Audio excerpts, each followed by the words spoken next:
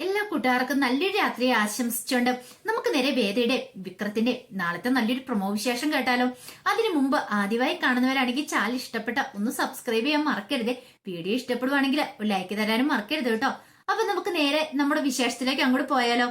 അങ്ങനെ ഇന്നത്തെ വിശേഷം നമ്മൾ കണ്ടു. വിക്രമാണ് വള മോഷ്ടിച്ചെന്ന് വിക്രം സമ്മതിക്കുകയാണ്.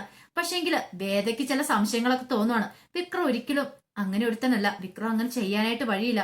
പക്ഷെ എന്തോ ഒരു സംഭവം ഇതിനകത്തുണ്ട്. വിക്രം ആ വളയെടുത്തേന്ന് പറയുകയും ചെയ്തു. എന്താ ഏതാണെന്നൊന്നും വേദയ്ക്കൊന്നും മനസ്സിലാവുന്നുണ്ടായിരുന്നില്ല. പിന്നീട് വേദ മുറിയിലേക്ക് ചെല്ലുമ്പോഴത്തേനും വിക്രം അവിടെ ഇരിക്കുന്നുണ്ട്. ആകെപ്പാടെ അസ്വസ്ഥനായിരുന്നു വിക്രം. വേദ കൂടി എന്നിട്ട് ചോദിച്ചു, സത്യം പറ വിക്രം, വിക്രമാണ് ആ വളയെടുത്തേന്ന് ചോദിക്കാം. ഞാൻ പറഞ്ഞില്ലേ ഞാൻ ആ വളയെടുത്തേന്ന്. ഇല്ല, എനിക്കിത് വിശ്വസിക്കാൻ പറ്റില്ലെന്ന് പറയാ. എനിക്കറിയാവുന്ന വിക്രം ഒരിക്കലും അങ്ങനെ ചെയ്യില്ല. ഞാൻ ഇവിടെ വന്നിട്ട് കുറച്ച് നാൾ മാത്രമേ ആയിട്ടുള്ളൂ. പക്ഷേങ്കില് അതിനുള്ളിൽ തന്നെ ഞാൻ ഓരോരുത്തരും ഞാൻ പഠിച്ചു വെച്ചിട്ടുണ്ട്. വിക്രം ഒരിക്കലും അങ്ങനെ എടുത്തിട്ടുണ്ടായിരുന്നെങ്കിൽ വിക്രം അത് പറയുമായിരുന്നു. വിക്രം അത് പറഞ്ഞിട്ടില്ല. അങ്ങനെ ഒരിക്കലും എടുക്കില്ല എന്ന് തന്നെ എന്റെ വിശ്വാസം എന്ന് പറയാ. നിനക്കെന്താ പറഞ്ഞാൽ മനസ്സിലാവില്ലെന്ന് ചോദിക്കുകയാണ്. ഇത് കേട്ടതും വേദ പറഞ്ഞു, ചിലപ്പം എനിക്ക് തെറ്റുപറ്റിയതായിരിക്കാം, പക്ഷെ എനിക്കെന്തോ ഇത് വിശ്വസിക്കാനായിട്ട് പറ്റുന്നില്ല. വിക്രം ആരോ രക്ഷിക്കാനായിട്ട് ശ്രമിക്കുന്നുണ്ട്. അല്ലെങ്കിൽ ഈ കുടുംബത്തിലെ കുറ്റങ്ങൾ മുഴുവനും താൻ ചെയ്തതെന്നുള്ള രീതി മൊത്തം അങ്ങോട്ട് തലയിലേക്ക് എടുത്തു വെക്കാൻ ശ്രമിക്കുക. അങ്ങനെ ഒരിക്കലും ചെയ്യാൻ പാടില്ല വിക്രം. വിക്രം ചെയ്തിട്ടുണ്ടെങ്കിൽ ചെയ്ത് നേക്കാവുള്ളൂ. അല്ലെങ്കിൽ ആരെയും രക്ഷിക്കാൻ ശ്രമിച്ചിട്ടുണ്ടെങ്കിൽ അവസാനം അത് വിക്രത്തിന് തന്നെ പണിയായിട്ട് മാറും. അതിനേക്കാൾ ഉപരി ഇവിടെ ഒരു മോഷ്ടാവ് ഉണ്ടാകുകയും ചെയ്യും. അങ്ങനെ ഒരിക്കലും ചെയ്യാൻ പാടില്ലായിരുന്നു പറയണം. വിക്രം പറഞ്ഞു, നിന്നോട് പറഞ്ഞാൽ നിനക്കെന്താ മനസ്സിലാവില്ലേ? ഒന്ന് പോയി തരാമെന്ന് ചോദിക്കുക. എല്ലാ കുറ്റം ഞാൻ ഏറ്റെടുത്തോളാം. ഞാനാണല്ലോ തെറ്റുകാരന്, ഞാൻ തന്നെ ഏറ്റെടുത്തോളാം. ഈ കുടുംബത്തിലെ എല്ലാ പ്രശ്നത്തിനും ഉത്തരവാദി ഞാനാ. നിന്നെ ഇങ്ങോട്ട് കൂട്ടിക്കൊണ്ടു വന്നാൽ ഞാനാണല്ലോ. അതുകൊണ്ടാണല്ലോ ഇങ്ങനെ സംഭവിച്ചേ. 2.5 പവന്റെ ഒരു വള, അതാണല്ലോ ഇപ്പോഴത്തെ മെയിൻ പ്രശ്നം എന്ന് ചോദിക്കുക. ഞാനിത് എടുത്തു വന്നാളോ എന്ന് പറഞ്ഞില്ലേന്ന് ചോദിക്കും. ഇത് കേട്ടതും വേദ അല്ല, പണയം വെച്ചെന്നല്ലേ പറഞ്ഞേ, എങ്കിൽ ആ പണയത്തിന്റെ റെസിപ്റ്റ് എന്ത് അതിങ്ങോട്ട് തരാൻ പറയണം. വിക്രം ഞെട്ടി. ഇവൾക്ക് ഈ ബുദ്ധി ഉണ്ടെന്നുള്ള കാര്യം പെട്ടെന്ന് വിക്രം ഓർത്തില്ല. അത് പിന്നെ ഞാനെന്നൊക്കെ പറഞ്ഞ് നിൽക്കുകയാണ്. എന്താ പണയം വെച്ചെന്റെ റെസിപ്റ്റ് കയ്യിലില്ലേന്ന് ചോദിക്കുക. അത് പിന്നെ ഞാൻ എന്റെ ഒരു കൂട്ടുകാരന്റെ കൊടുത്ത പണയം വെപ്പിച്ചേ. എങ്കിലും കൂട്ടുകാരന്റെ റെസിപ്റ്റ് കാണുമല്ലോ. റെസിപ്റ്റ് ഇല്ലാതെ ഇനിയിപ്പോ പണയം എടുക്കാൻ പറ്റില്ലല്ലോ എന്ന് പറയാം. ഇത് കേട്ടപ്പം വിക്രം പറഞ്ഞു, നിനക്ക് വള കിട്ടിയാ പോരേന്ന് ചോദിക്കാം. പിന്നെ നീ എന്തിനാ വലിയ വലിയ കാര്യങ്ങളെ കുറിച്ചൊക്കെ ചിന്തിക്കണമെന്ന് ചോദിക്കുകയാണ്. അത് കേട്ടതും വേദയ്ക്ക് മനസ്സിലായി, വിക്രം അല്ല വളയെടുത്തിരിക്കുന്നത്, വേറെ ആരോ ആണ് ഈ കുടുംബത്തിൽ എടുത്തിരിക്കുന്നത്. അത് പക്ഷേങ്കില് വിക്രം ആ കുറ്റം സ്വയം അങ്ങോട്ട് ഏറ്റെടുക്കുക ചെയ്തേ. ഇനി ഒരു പ്രശ്നം ഉണ്ടാവാതിരിക്കാൻ വേണ്ടിയിട്ട്. അല്ലെങ്കിൽ ഈ കുടുംബത്തിൽ ചിലപ്പോൾ എന്തെങ്കിലുമൊക്കെ സംഭവിക്കുന്നത് വിക്രത്തിന്റെ മനസ്സിലൊരു തോന്നലുണ്ടായിരിക്കും. അതുകൊണ്ട് എല്ലാ കുറ്റം സ്വയം ഏറ്റെടുത്ത് ബലിയാടാവുക മനസ്സിലായി. വേദയ്ക്ക് സങ്കടം വന്നു. വേദ ഒന്നും മിണ്ടാതെ അങ്ങോട്ടേക്ക് ഇറങ്ങി പോവാണ്. ആ സമയം വിക്രം ഇങ്ങനെ ആലോചിക്കുക. ഇവൾക്ക് മനസ്സിലായി താനല്ല തെറ്റ് ചെയ്തെന്നുള്ള കാര്യം. പക്ഷെ അത് ഈ വീട്ടിലുള്ള വേറെ പലരും മനസ്സിലാക്കുന്നില്ല. തന്റെ തലയെ കുറ്റം കെട്ടിവെക്കാനാ തന്റെ അച്ഛൻ പോലും ശ്രമിച്ചുകൊണ്ടിരിക്കുന്നത്. പക്ഷെ ഇന്നലെ വന്ന് ഇവള് തന്നെ മനസ്സിലാക്കുന്നുണ്ട്. താൻ ഒരിക്കലും അങ്ങനെ ചെയ്യില്ല എന്ന് ഇവള് വിചാരിക്കുന്നുണ്ട്. അങ്ങനെയാണെങ്കിൽ ഇവിടെ തന്നെ അത്രമാത്രം മനസ്സിലാക്കിയിട്ടുണ്ട് ഈ ചുരുങ്ങിയ ദിവസങ്ങൾക്കുള്ളിൽ തന്നെ. പിന്നീട് വിക്രം ആകെപ്പാടെ വിഷമിച്ചവിടെ കിടക്കുകയാണ്. ആ സമയം വേദ പിന്നീട് കുളിക്കാനായിട്ട് അങ്ങോട്ട് പോയി. അങ്ങനെ കുളിയെല്ലാം കഴിഞ്ഞിട്ട് വേദ അങ്ങോട്ട് വരികയാണ്. അപ്പോഴാണ് അവിടെ ഒരു ഓട്ടോറിക്ഷ വന്നിരുന്നത്. ഓട്ടോറിക്ഷയ്ക്ക് എത്തുന്ന ഒരു പെണ്ണങ്ങോട്ട് ഇറങ്ങി വരുവാണ്. അങ്ങനെ പെണ്ണിറങ്ങി വന്നപ്പോഴത്തേനും വേദയ്ക്ക് മനസ്സിലായില്ല ആരെന്താന്നൊക്കെ വേദയെ ചോദിക്കുകയാണ്. അതെ, വിക്രത്തിന്റെ ഭാര്യയാണോ നിൽക്കും. അതെ, ഞാൻ വിക്രത്തിന്റെ ഭാര്യ, ഞാൻ വിക്രത്തിന്റെ ഫ്രണ്ടാന്ന് പറയണം. പിന്നീട് വിക്രത്തിന്റെ ഫ്രണ്ടാന്ന് കേട്ട് കഴിഞ്ഞപ്പോഴത്തേനും വേദയ്ക്ക് അവരുടെ കുറെ കാര്യങ്ങളൊക്കെ ചോദിക്കണമെന്നുണ്ടായിരുന്നു വിക്രത്തെ കുറിച്ച്. ഒരു പക്ഷേ എങ്കിലും വിക്രത്തിന്റെ ഫ്രണ്ട് ആണെങ്കിൽ ഇവർക്ക് വിക്രത്തിനെ കുറിച്ച് കാര്യങ്ങളൊക്കെ അറിയായിരിക്കും. അവൻ എന്തായിരിക്കും സംഭവിച്ചത് എന്നതിനെ കുറിച്ചൊക്കെ അറിയായിരിക്കും. അതെ, ഞങ്ങൾ കോളേജിൽ ഒരുമിച്ച് പഠിച്ചതെന്നൊക്കെ പറയണം. ഇത് കേട്ടതും വേദ പറഞ്ഞ, ആഹാ കൊള്ളാലോ. അല്ല, ഇതിന് ഇങ്ങനത്തെ ഒരു ഫ്രണ്ടിനെ കുറിച്ച് ഞാൻ കേട്ടിട്ടില്ല എന്ന് പറയണം. അതെ, ഈ വീട്ടിലുള്ളവർക്കൊക്കെ എന്നെ നന്നായിട്ട് അറിയാം. ഞാൻ ഇടയ്ക്ക് ഇവിടെ വരുമായിരുന്നു. അതുകൊണ്ട് ഞങ്ങൾ നല്ല നല്ല പരിചയമുണ്ട്. പിന്നെ രാധേനെ എനിക്കറിയാം. രാധേനെ കുറിച്ച് വിക്രം നേരത്തെ പറഞ്ഞിട്ടുണ്ട്. എനിക്കാണെങ്കിൽ വേദ ഇങ്ങോട്ട് വന്ന സമയത്ത് പെട്ടെന്ന് എന്റെ മനസ്സിലേക്ക് വന്നെന്താണെന്നറിയോ, രാധയാണ്. കാരണം രാധയുടെ ജീവൻ നശിച്ചു പോയല്ലോ. വേദ വന്നോട് കൂടിയിട്ട് രാധയുടെ ജീവൻ നശിച്ചു. ഇനിയിപ്പോ അവൾക്കൊരു ജീവിതം ഉണ്ടാകത്തില്ല. കാരണം അവള് അത്രമാത്രം വിക്രത്തിനെ സ്നേഹിച്ചിരുന്ന കാര്യങ്ങളൊക്കെ എനിക്കറിയാം. പക്ഷെ ഇപ്പൊ എനിക്ക് മനസ്സിലായി, വിക്രത്തിന് ചേരേണ്ട തന്നെ ഒരു പെണ്ണ് തന്നെയാണ് വിക്രത്തിന്റെ ജീവിതത്തിലേക്ക് വന്നേന്ന്. അങ്ങനെ കുറച്ച് സമയം ആ പെൺകുട്ടി വേദയുമായിട്ട് അവിടെ നിന്ന് സംസാരിക്കുകയാണ്.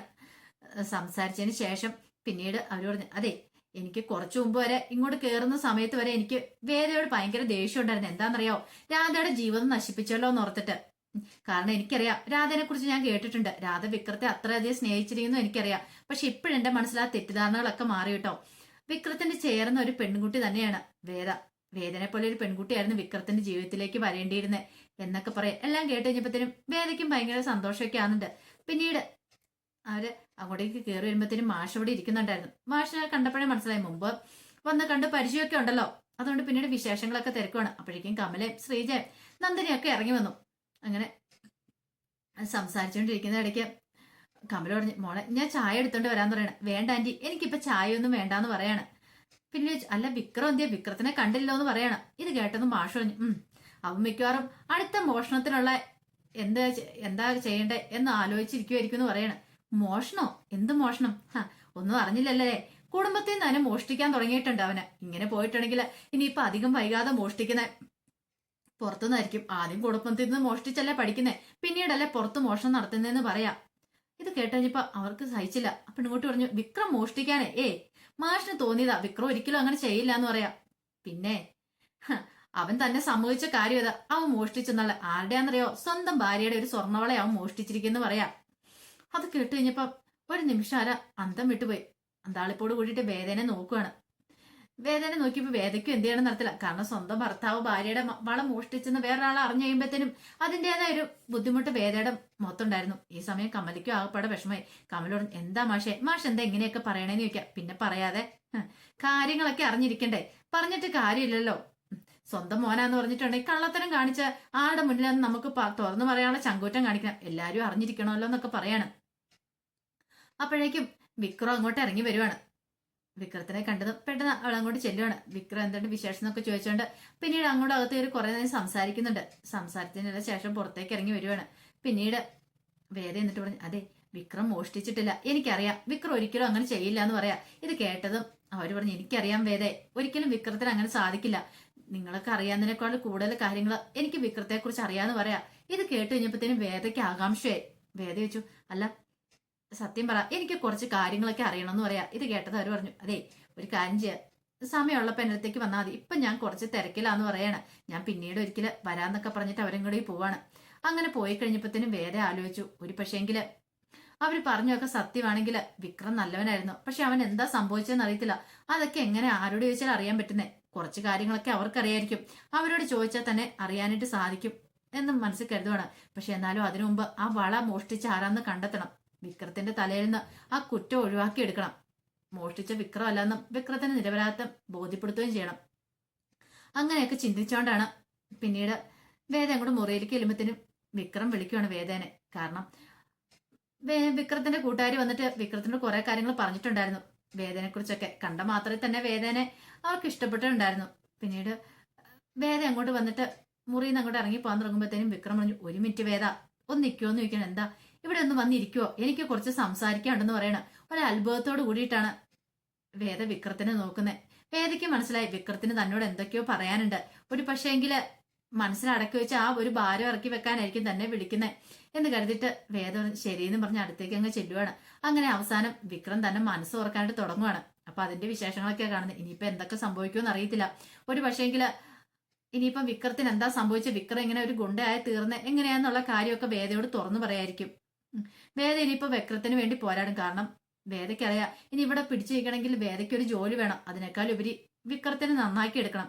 അവന്റെ ഈ ഗുണ്ടാപ്പണിയെ കളഞ്ഞ് അവനെ നല്ല രീതിയിൽ മുന്നോട്ട് നയിക്കണം. വിക്രത്തിന്റെ മനസ്സിൽ വേറെ ചിന്തകളൊന്നുമില്ല. പക്ഷെ ശ്രീനിവാസൻ സാറ് പറഞ്ഞ കാര്യങ്ങളൊക്കെ ഉണ്ടായിരുന്നു, താനൊരു നേതാവാണെന്നൊക്കെ. പക്ഷെ വിക്രത്തിനെന്തോ അതിനോട് വലിയ താല്പര്യമൊന്നും ഇല്ലാത്ത കാര്യമായിരുന്നു. പക്ഷെ അതൊക്കെ വേദയോട് തുറന്നു പറയാൻ തന്നെ വിക്രം തീരുമാനിക്കുകയാണ്. അപ്പൊ അതിന്റെ വിശേഷങ്ങളൊക്കെയാണ് നാളെ കാണാൻ പോകുന്നത്. ആ വിശേഷങ്ങളൊക്കെ നമുക്ക് എല്ലാവർക്കും കാത്തിരിക്കാട്ടോ. ഒരിക്കൽ കൂടി എല്ലാവർക്കും നല്ലൊരു രാത്രി ആശംസിച്ചുകൊണ്ട് നിർത്തുന്നു.